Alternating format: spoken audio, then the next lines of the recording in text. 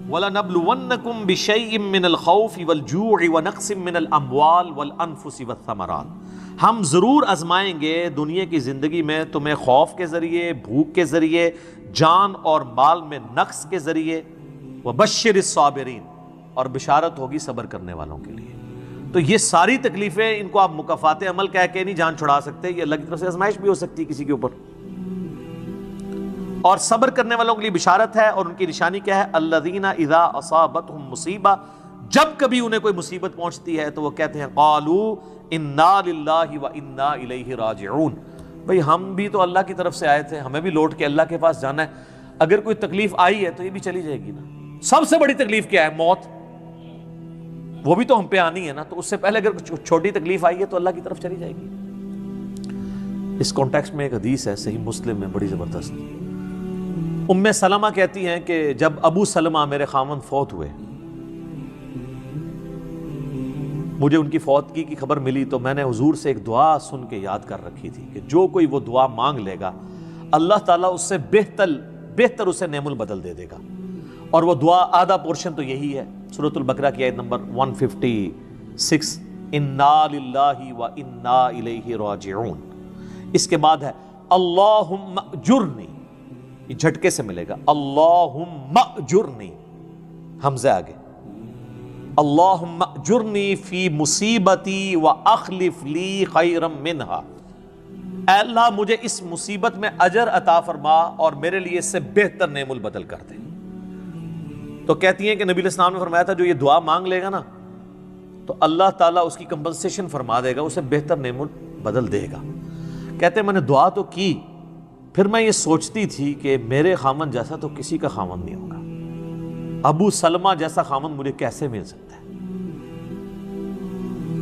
تو جب عدت پوری ہوئی تو نبی علیہ السلام نے پیغام کا نکاح کا پیغام بھیج دیا، ام المومنین بن گئی، اور یہ ہماری وہ ماں ہے جو سب سے آخر میں فوت ہوئی ہیں 64 ہجری میں، واقعہ کربلا کے بھی 3 سال بعد۔ تو اس دعا کی یہ دعا یاد رکھیں، چھوٹی موٹی بھی کوئی بھی تکلیف کوئی بچوں کو پہنچتی ہے، گھر میں کسی کو زخم لگتا ہے، ٹھوکر لگ جاتی ہے، کوئی مالی نقصان ہو جاتا ہے، فوراً یہ دعا، اور میں نے الحمدللہ 20 دفعہ یہ دعا آزمائی ہے۔ وقتی طور پہ تو فیل ہو رہا ہوتا ہے کہ یار کوئی مسئلہ خراب ہو گیا، لیکن اس کے بعد اسی شر کے اندر خیر چھپی ہوئی ہوتی ہے، وہ مل جاتی ہے۔ اس آپ دعا کو یاد رکھیں، اور صبح و شام جو چھوٹی موٹی کوئی خبریں بھی آپ کو ملتی رہتی ہیں نا، اس کے اوپر آپ یہ دعا پڑھتے رہیں، یہ آپ کے لیے ایک بہت بڑا وظیفہ ہے انشاءاللہ تعالی۔ باقی یاد رکھیے گا کہ یہ مکافات عمل کا جو معاملہ ہے نیک اور بد لوگوں کے اعتبار سے ڈیفرنٹ ہے۔ نیک لوگوں کو جو تکلیفیں آتی ہیں نا دنیا میں، وہ ان کے درجات کو بلند کرنے کے لیے آتی ہیں، اور یہ اللہ تعالیٰ نے بڑی سختی کے ساتھ سورۃ العنکبوت کے اندر نا صحابہ کرام کو ایڈریس کر کے نا یہ فلسفہ کلیئر کیا ہے، آیت نمبر 2 اور 3 کے اندر، احسب الناس ان یترکوا ان یقولوا آمنا وهم لا یفتنون، کیا لوگ اس گمان میں ہیں کہ انہیں صرف اس بات پہ چھوڑ دیا جائے گا کہ وہ ایمان لے آئے اور ہم ان کی آزمائش نہیں کریں گے؟ وَلَقَدْ فَتَنَّ الَّذِينَ مِن قَبْلِهِمْ، بے شک ہم نے ضرور آزمایا تھا ان سے پہلے لوگوں کو، فَلَيَعْلَمَنَّ اللَّهُ الَّذِينَ صَدَقُوا وَلَيَعْلَمَنَّ الْكَاذِبِينَ، تو اللہ تعالیٰ ضرور جانچ کر رہے گا کہ کون سچے ہیں اپنے دعوے کے اندر، کس دعوے میں کہ غلامی رسول میں موت بھی قبول ہے، اور کون صرف نعرہ بازی کر رہے ہیں۔ اللہ تعالیٰ ان کو ظاہر کر کے رہے گا، جانچ کے رہے گا۔ تو یہ اللہ تعالیٰ نے اپنا اصول رکھا ہے، یونیورسل ٹروتھ ہے۔ اس کانٹیکسٹ میں صحیح بخاری میں ایک حدیث ہے، صحابہ کرام نے جب کافروں کی تکلیفوں کا ذکر کیا نا حضور سے، تو آپ نے فرمایا صبر کرو، اللہ کی قسم تم سے اگلے لوگوں کو زمین میں گاڑا جاتا تھا، سر کی مانگ پہ آرا رکھا جاتا تھا اور کہا جاتا تھا کہ اسلام چھوڑ دو، اور وہیں ان کے 2 ٹکڑے کر دیے جاتے تھے، وہ اپنے دین پہ قائم رہتے تھے۔ لوہے کی کنگیاں ان کے گوشتوں پہ پھیری جاتی تھی، حتیٰ کہ ہڈی تک پہنچ جاتی تھی، تب بھی وہ اپنے دین پر ثابت قدم رہے۔ تو نبی علیہ السلام نے اپنے صحابہ کو اگلے لوگوں کی یہ تکلیف گنوائی۔ تو اب وہ جو اتنی تکلیفیں کاٹتے رہے ہیں وہ کوئی مکافات عمل نہیں ان کے لیے ہوا، آزمائش تو ہوئی ہے نا جی۔ تو نیک اور برے لوگوں کے اعتبار سے ڈیفرنٹ ہے، یہ ذہن میں رکھیے گا۔ بخاری اور مسلم کی متفق علیہ حدیث ہے، نبی علیہ السلام نے فرمایا مسلمان کو کوئی بھی تکلیف پہنچتی ہے، دکھ درد بیماری، کوئی اندیشہ کہتے ہیں ذہنی ٹینشن کو، صرف کہ یہ نہ ہو جائے، حتیٰ کہ اس کے پاؤں میں کانٹا بھی چبھ جائے، تو اللہ تعالیٰ اس کے بدلے میں اس کے گناہوں کو معاف کر دیتا ہے۔ اور مسلم شریف میں ڈیٹیل ہے کہ جب یہ سورۃ النساء کی آیت نمبر 123 نازل ہوئی نا، کہ چھوٹے سے چھوٹے اعمال کا بدلہ بھی ملے گا اور چھوٹی سے چھوٹی نیکی کا بھی، تو صحابہ پریشان ہو گئے، ان کا یا رسول اللہ ہم تو یہ تو سارے پکڑے جائیں گے، کس طریقے سے کوئی بندہ پرفیکٹ ہو سکتا ہے؟ تو حضور نے فرمایا پریشان ہونے کی ضرورت نہیں ہے، مسلمان کو جو دنیا میں تکلیفیں اور بیماریاں آتی ہیں نا، وہ اس کی ان غلطیوں کا کفارہ بن جاتی ہیں۔ حتیٰ کہ جامعہ ترمذی میں، ابو داؤد میں ایک حدیث ہے، نبی علیہ السلام نے فرمایا کہ دنیا میں سب سے زیادہ تکلیفیں انبیاء کو آتی ہیں، تو کیا انبیاء پہ مکافات عمل ہو رہا ہوتا ہے؟ نعوذ باللہ۔ اس کے بعد ان پہ آتی ہیں جو ان کے بعد اللہ تعالیٰ کو سب لوگوں سے بڑھ کے محبوب ہوتے ہیں۔ آپ نے صحابہ کا بھی نام نہیں لیا، فرمایا جو بھی، وہ اس زمانے میں بھی ہو سکتا ہے، آج کے زمانے میں بھی، کیونکہ بعض اصحاب تو ایسے ہیں جنہوں نے کفر کی زندگی میں بھی موج کی ہے اور اسلام کی زندگی میں موج کی ہے، وہ تکلیفوں سے گزرے ہی نہیں ہیں۔ اچھا، اور پھر فرمایا اس کے بعد وہ لوگ ہیں جو اس کے بعد اللہ کو سب سے بڑھ کر محبوب ہوتے ہیں، حتیٰ کہ انسان پہ تکلیفیں آتی رہتی ہیں اور اس کی موت کا وقت آ جاتا ہے اور اللہ تعالیٰ اسے پاک و صاف کر کے دنیا سے اٹھا لیتا ہے۔ یہ جو لوگ کہتے ہیں نا یار وہ موت کے وقت فلانے کے ساتھ، یار وہ احمد دیدہ صاحب 9 سال تک قومے میں رہے ہیں، اتنی اسلام کی انہوں نے خدمت کی، ہزاروں عیسائیوں کو مسلمان کیا، لاکھوں مسلمانوں کے ایمان کی حفاظت کا سبب اللہ نے ان کو بنایا، لیکن وہ 9 سال تک قومے کی حالت میں رہے، 1996 سے لے کے 2005 تک۔ تو کوئی کچھ کہتا تھا جی یہ وہ عیسائی بھی ان کو کہتے تھے دیکھو جی اس کو بدوا لگ گئی اور یہ وہ ہو گیا، گستاخ ہے، یہ ہے وہ ہے۔ تو یہ تو کوئی طریقہ نہیں ہے۔ اس طریقے سے جنید جمشید صاحب جب شہید ہوئے تو آپ دیکھ لیں ان کے مخالفین نے ان کے بارے میں کیا بات کی، اور صحابہ کرام کو تو رومن امپائر کی بیٹل فیلڈز کے اندر تیل کے کڑاؤں میں روسٹ کیا گیا ہے، تو آپ کیا کہیں گے نعوذ باللہ ان کے ساتھ یہ کچھ ہو گیا؟ ابو عبیدہ ابن جرح، معاذ ابن جبل لاڈلے ترین اصحاب ہیں، طاعون کے مرض میں شہید ہوئے ہیں، اور طاعون میں اتنے بڑے بڑے پھوڑے جسم کے اوپر نکلتے ہیں۔ آپ تو سمجھتے ہیں کہ صحابہ کرام جو ہے وہ بڑے سکون سے بیٹھتے ہوں گے اور پھر کلمہ پڑھتے ہوں گے، ساتھ ہی ایسے روح پرواز کر جاتی ہوگی۔ حضرت حمزہ ابن عبد المطلب کا مسلح ہوا ہے، سید الشہداء ہیں۔ حضرت حسین علیہ السلام کے ساتھ جو کچھ کربلا میں ہوا ہے، تو نیک بندوں اور عام بندوں کے اعتبار سے اس کا حکم ڈیفرنٹ ہے۔ نیک بندوں کے درجات بلند ہوتے ہیں۔ حسین ابن علی سے اتنی بڑی قربانی نے اللہ نے لی کہ قیامت والے دن ان کو جنتی نوجوانوں کا جو سردار ہونا ہے اس کو جسٹیفائی کیا جائے کہ آؤ جی حسین جیسی ہے کسی قربانی، بنا دینا ہے سردار، آ جاؤ لے کے آؤ۔ کوئی کھڑا ہو سکتا ہے؟ ابھی تک 1500 سال میں تو نہیں کوئی دعویٰ کرے گا کھڑا ہونے کا۔ تو اللہ تعالیٰ نیکیوں کو جسٹیفائی بھی کرواتا ہے، وہ مکافات عمل نہیں ہو رہا ہوتا۔ نیک لوگوں کے لیے ڈیفرنٹ ہے، ان کے درجات بلند ہوتے ہیں، اور باقی عام لوگوں کے لیے یہ ہے کہ ان کے لیے بھی آپ نہیں کہیں گے کہ ان پہ عذاب ہے، یا اللہ کی طرف پلٹنے کا ذریعہ ہے، یا ان کے گناہوں کا کفارہ ہے۔ یہ آپ نے کسی پہ نہیں کہنا اس کے اوپر لعنت پڑ گئی، اس کے اوپر یہ ہو گیا، اس کے اوپر یہ ہو گیا، یہ آپ کو کسی نے رائٹ نہیں دیا۔ یہ بہت بڑا ظلم ہے۔ ایک طرح کے معاملات ہوئے ہوتے ہیں دونوں کے ساتھ۔ اب آپ دیکھ لیں سنیوں میں سے کوئی جیل میں جاتا ہے تو شیعہ کہتے ہیں دیکھا جی مکافات عمل ہے، شیعہ میں سے کوئی جاتا ہے سنی کہتے ہیں مکافات عمل ہے۔ تو یہ آپ جو مرضی، اور اپنوں کے لیے کہتے ہیں آزمائش ہے۔ تو یہ آج کی ڈیٹ میں آپ نے سب کے لیے آزمائش ہی کہنا ہے، ورنہ یہ مسئلہ بالکل خراب ہو جائے گا۔ اور آپ دیکھ لیں اللہ تعالیٰ کتنا غفور رحیم ہے۔ پورا مکی قرآن 2/3 قرآن ہے کافروں کے لیے دھمکیوں سے بھرا پڑا ہوا ہے، لیکن جب ان دھمکیوں کی ایگزیکیوشن کی باری آئی ہے سارے مسلمان ہو گئے ہیں۔ ہائے ہائے ہائے، اب کوئی کہہ سکتا تھا کہ یا اللہ اتنی دھمکیاں تو نے دی، میں یہ کر دوں گا، تم پہ وہی عذاب آئے گا جو اگلے لوگوں پہ آیا تھا، تو اللہ اپنی کتاب کو سچا کر دینا اور عذاب لے آ۔ لیکن وہی بات، وَكَتَبَ رَبُّكُمْ عَلَى نَفْسِهِ الرَّحْمَةَ، اللہ نے اپنے اوپر لازم کیا ہے کہ ہر حال میں اس نے رحم ہی کرنا ہے۔ اور بخاری اور مسلم دونوں میں حدیث ہے کہ اللہ نے مخلوقات کی پیدائش سے پہلے عرش پہ اپنے پاس ایک عبارت لکھ لی تھی کہ میری رحمت میرے غضب پہ سبقت لے جائے گی۔ وہ ایسی سبقت لے گئی کہ 2/3 قرآن سائڈ میں رہ گیا، دھمکیوں سے بھرا ہوا. فتح مکہ پہ جنہوں نے معافی مانگی طلقاء بنے مسلمان، حتیٰ کہ ہند کی بھی حضور علیہ السلام نے توبہ قبول کر لی، ابو سفیان کی بھی توبہ قبول کر لی. یہ بات ہے. لا تثریب علیکم اليوم، آج تم پر کوئی گرفت نہیں ہے. جو حضرت یوسف نے آیت پڑھی، وہ جو الفاظ ہیں نا قرآن میں سورہ یوسف میں، وہی نبی علیہ السلام نے آیت پڑھ دی. تو یہ اللہ تعالیٰ کی رحمت ہے. ہم اللہ تعالیٰ سے اللہم انی اسألک من فضلک ورحمتک، آمین. اللہ ہی اللہ ہے جی. اللہ تعالیٰ سے خیر مانگنا چاہیے، اللہ تعالیٰ کی طرف رجوع لانا چاہیے. اس حوالے سے بخاری اور مسلم دونوں میں حدیث ہے. میں اب آپ کو تھوڑے وظیفے بھی بتا دوں نا. ظاہر آزمائشیں تو ہر بندے پہ آتی ہیں، اللہ کی طرف رجوع بھی لانا چاہیے. ان آزمائشوں سے نکلنے کا طریقہ کیا ہے؟ بخاری اور مسلم دونوں میں حدیث ہے. نبی صلی اللہ علیہ وآلہ وسلم کے بارے میں انس بن مالک کہتے ہیں کہ نبی علیہ السلام کی اکثر دعا یہی ہوا کرتی تھی، اللہم ربنا آتنا فی الدنیا حسنہ وفی الآخرۃ حسنۃ وقنا عذاب النار، آمین. یہ بخاری مسلم میں بھی ہے، سورۃ البقرہ کی آیت نمبر 201 ہے. اے اللہ ہمیں دنیا میں بھی بھلائیاں عطا فرما اور آخرت میں بھی بھلائیاں عطا فرما، اور آخرت کی سب سے بڑی بھلائی بھی ساتھ مانگ لی، وقنا عذاب النار، آگ کے عذاب سے ہمیں بچا لے، آمین. یہ اکثر آپ کی دعا ہوتی تھی. اس کانٹیکسٹ میں ایک حدیث ہے بڑی انٹرسٹنگ، صحیح مسلم میں. ایک صحابی بیمار ہوئے حتیٰ کہ بالکل ہڈیوں کا پنجر بن گئے، اور صحابہ کہتے ہیں چڑیا کی طرح ان کی جان ہو گئی. نبی علیہ السلام ان کی عیادت کے لیے گئے. آپ نے جب دیکھا، آپ فرمایا تو اللہ سے کیا مانگتا ہے؟ چنگا بندہ ٹردا پھردا بندہ ایڈا منجی تے پہ گیا اور بالکل ڈھانچہ پنجر بن گیا ہڈیوں کا.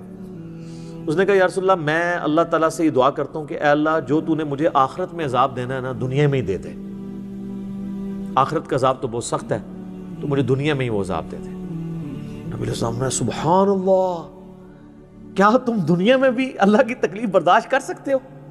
اوے تجھے تو چاہیے تھا تو کہتا اللہم ربنا آتنا فی الدنیا حسنہ وفی الآخرۃ حسنۃ وقنا عذاب النار.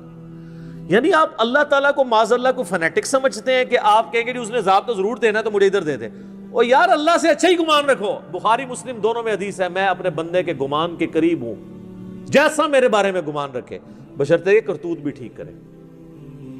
تو سر ہم تو یہ کہتے ہیں یا اللہ ہم نہ تیری آزمائش کے قابل ہیں نہ تیرے عذاب کے قابل ہیں، ہمیں بلا حساب و کتاب ہی جنت میں داخل فرما دے، آمین.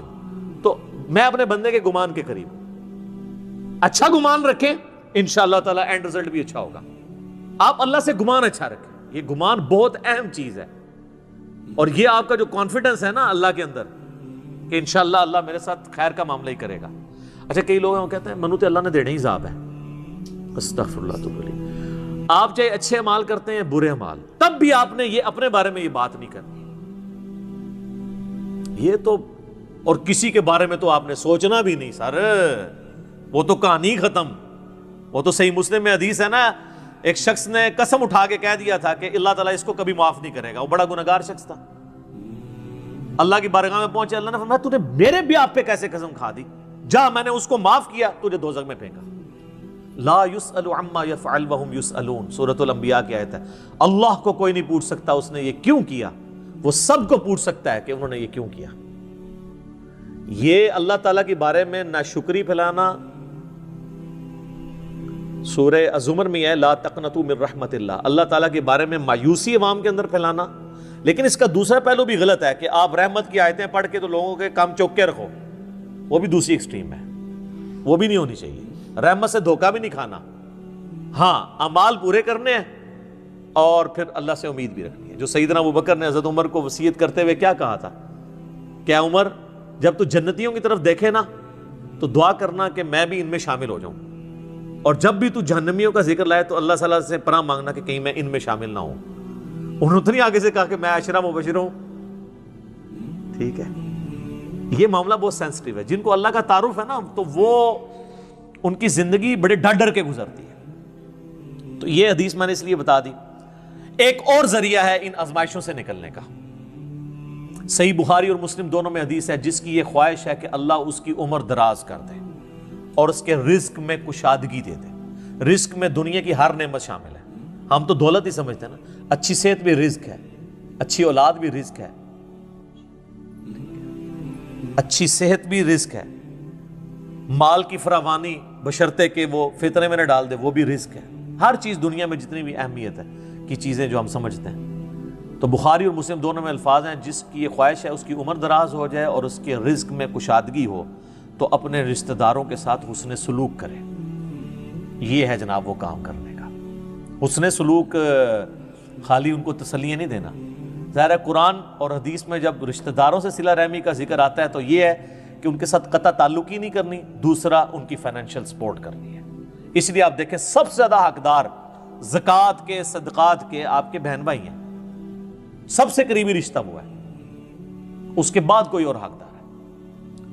باقی اس پہ تو امت کا اجماع ہے کہ جو صدقات اللہ کی راہ میں آپ کرتے ہیں اس سے اللہ تعالیٰ تکلیف ٹالتا ہے، منت سے نہیں ٹلتی۔ بخاری مسلم میں حدیث ہے کہ منت سے کنجوس کا مال ہی نکلتا ہے، تکلیف نہیں ٹلتی۔ لاجیکل ہے، منت تو یہ کہ یا اللہ پہلے یہ کر تو میں کراں گا، اور صدقے میں کیا ہے، یا اللہ میں نے تیری طرف سے تیری راہ میں یہ صدقہ کیا اور میں اس نیک عمل کا وسیلہ تجھے پیش کرتا ہوں، میرا مسئلہ حل کر دے۔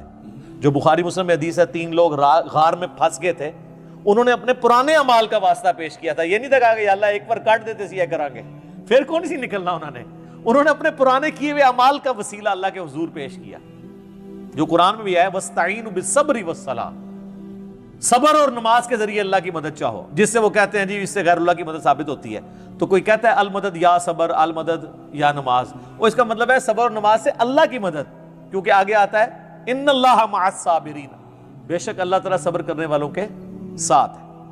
تو نیک اعمال کا وسیلہ آپ اللہ کے حضور پیش کریں، تو صدقہ اور خیرات کرنا یہ اللہ تعالیٰ کی طرف سے آئی ہوئی تکالیف کو، بلاؤں کو ٹال دیتا ہے۔ ایک چٹکلا عرض کر دیں،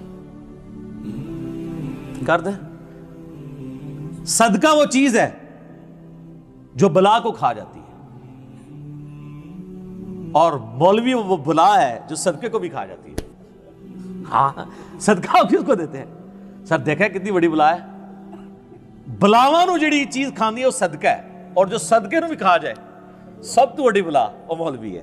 اچھا، یہ چٹکلے کے طور پہ اس کو نیگیٹو کسی نے نہیں لینا، میں نے ایک مزاح کے طور پہ بات کی، اس کا اس ٹاپک کے ساتھ کوئی تعلق نہیں ہے، چونکہ ایک مشہور ہے چیز۔ تو یہ میں نے آپ کو ایک دعائیں، اذکار اور پھر اعمال بھی بتا دیے۔ آخر میں 2 دعائیں میں وہ جو بیان کی تھی ان کو ریپیٹ کر دیتا ہوں۔ ایک پریونٹیو دعا ہے، یہ 2 علاج ہوتے ہیں نا، پریونٹیو اور کیوریٹیو۔ پریونٹیو علاج یہ ہوتا ہے کہ بیماری ہونے سے پہلے علاج کیا جائے، جیسے ویکسین ہے، آج کل وہ کہہ رہے ہیں نہیں کورونا کی ویکسین بن گئی ہے کہ وہ لگوا لیں تو تکلیف ہوئی نہ۔ ایک ہوتا ہے کیوریٹیو علاج کہ بیماری ہو گئی ہے تو اب علاج کیسے کرنا ہے۔ تو پریونٹیو علاج جو دعائیں ہیں نا وہ ہے اللہم ربنا آتنا فی الدنیا حسنہ وفی الآخرۃ حسنۃ وقنا عذاب النار۔ ہر نماز کے تشہد میں اسے مانگے، ٹھیک ہے، بلکہ سجدے میں مانگے۔ صحیح مسلم میں حدیث ہے کہ سجدے میں تم اپنے رب کے سب سے زیادہ قریب ہوتے ہو، خوب دعائیں مانگا کرو، سجدے میں بھی آپ یہ دعا مانگ سکتے ہیں، تشہد میں تو مانگے ہی مانگے۔ وہ بخاری مسلم میں حدیث ہے درود شریف کے بعد جو چاہو اپنے رب سے مانگو، وہ تو قبولیت کی ایک جگہ ہے۔ اس کے علاوہ یہ ہوگی پریونٹیو علاج بیماریوں سے، پریشانیوں سے، جتنے سنت اذکار ہیں، بسم اللہ الذی لا یضر، یا اعوذ بکلمات اللہ التامات من شر ما خلق، یہ ساری کی ساری چیزیں اللہ تعالیٰ کی طرف سے ایک سنت اذکار ہیں۔ لیکن یہ یاد رکھیے گا یہ ناگہانی آفات کے لیے ہیں، یہ نہیں ہے کہ بسم اللہ پڑھ کے ساکٹ میں انگلی دے دے، یا بسم اللہ الذی لا یضر پڑھ کے تو کوبرے سے کھیلنا شروع کر دے، نہیں، وہ پھر آپ اپنے اوپر تقدیر خود غالب کروا رہے ہیں، پھر یہ اذکار نہیں اثر کریں گے۔ یہ ناگہانی آفات کے لیے، جب کوئی شخص اپنے اوپر خود تقدیر غالب کر لیتا ہے نا، پھر وظائف ہو جاتے ہیں سائیڈ کے اوپر، یہ ذہن میں رکھیے گا۔ پھر بھی جو تکلیفیں آنی ہیں نا وہ تو آنی ہے اللہ کی طرف سے آزمائش والی، وہ تو ہمیں یہی ایٹیچیوڈ ہے کہ ہم اللہ تعالیٰ کی طرف رجوع لائیں، اور وہی ہے کیوریٹیو علاج کہ جب کسی پہ تکلیف آ جائے تو اب کیا کرنا ہے، اس نے کہنا ہے انا للہ و انا الیہ راجعون، اللہم اجرنی فی مصیبتی و اخلف لی خیرا منہا۔ یہ مکافات عمل کا سارا ٹاپک، اس کا اینڈ میں کروں گا سورہ الحدید کی ان 2 آیات کے اوپر، جس کے بعد صبر آ جائے گا سب کو کہ اللہ تعالیٰ نے یہ تکلیف کا سلسلہ دنیا میں جو رکھا ہوا ہے اس پہ صبر کے لیے کیا ترغیب دلائی ہے۔ آیت نمبر 22 اور 3، ما اصاب من مصیبت فی الارض ولا فی انفسکم، کوئی مصیبت بھی ایسی نہیں کہ زمین میں آئے۔ زمین میں کیا مصیبت آتی ہے؟ زلزلہ، وبائی امراض، سیلاب، طوفان، ولا فی انفسکم، اور نہ کوئی ایسی مصیبت کہ تمہاری جان میں آئے۔ جان میں ہر طرح کی بیماری، کسی کو بلڈ کینسر ہو گیا، کسی کے گردے فیل ہو گئے، کسی کو ہیپاٹائٹس ہو گیا، تو اللہ فرماتا ہے الا فی کتاب من قبل ان نبرأھا، یہ ہم نے لوح محفوظ پہ پہلے ہی لکھا ہوا ہے، اس سے پہلے کہ ہم یہ تکلیف بھیجیں۔ کام ہی ختم ہو گیا۔ اللہ کہتا ہے ہم نے تو یہ طے کیا، یہ ڈیسٹنی ہے، تمہاری تقدیر ہے۔ ان ذالک علی اللہ یسیر، یاد رکھنا یہ اللہ کے لیے بڑا احسان ہے، بہت آسان ہے۔ کوئی یہ بھی کہہ سکتا ہے کتنا ہو گیا، پہلے ہی اللہ کو پتا ہے، اللہ کے علم کے لیے آسان ہے۔ سورۃ الانعام میں تو یہاں تک آیا ہے کہ خشکیوں میں یا سمندروں کے اندر کسی درخت کا اگر پتا بھی گرتا ہے نا تو اللہ کو پہلے سے علم ہے، اور زمین کی گہرائیوں میں کوئی دانہ بھی پھوٹتا ہے نا وہ پہلے۔ اب ظاہر ہے ہمارا ذہن تو اس ڈیٹے کو سمجھ نہیں سکتا، بلکہ آج ہم نے لیپ ٹاپس میں، ہارڈ ڈسک میں وہ ڈیٹا سٹور کر لیا ہے جو 8 سے 100 سال پہلے کا انسان اس کو ماننے کے لیے تیار نہیں ہوگا کہ یہ ٹچ سکرین موبائل کیا کر سکتا ہے، اتنی دور بات کر سکتے ہیں، وہ تو اس کو بھی ماننے کے لیے تیار نہیں ہوں گے۔ لیکن ہو گیا ہے نا کہ انسان کو اللہ نے ترقی کرائی ہے، تو اللہ کا علم تو بہت کامل ہے۔ لِكَيْ لَا تَأْسَوْا عَلَىٰ مَا فَاتَكُمْ، یہ ہم نے اس لیے کیا، یعنی ہم نے تقدیر میں پہلے یہ چیزیں لکھی تھی تاکہ تم مت افسوس کرو اس چیز پہ جو تم سے چھین لی جائے۔ وَلَا تَفْرَحُوا بِمَا آتَاكُمْ، اور اس پہ شیخی مت بگاڑنا جو اللہ نے تمہیں دی ہے۔ اللہ کسی سے لے کے آزماتا ہے تو کسی کو دے کے بھی آزماتا ہے۔ وَاللَّهُ لَا يُحِبُّ كُلَّ مُخْتَالٍ فَخُورٍ، اور اللہ تعالیٰ پسند نہیں کرتا ہر شیخی بگاڑنے والے کو، جو بات بات کے اوپر شیخی بگاڑتا ہے۔ کسی کے پاس اگر کوئی اللہ کی طرف سے نعمتیں ہیں تو وہ اللہ کا شکر ادا کرے، اور اگر کسی کے اوپر آزمائش کا وقت ہے تو وہ اللہ کی طرف رجوع لائے۔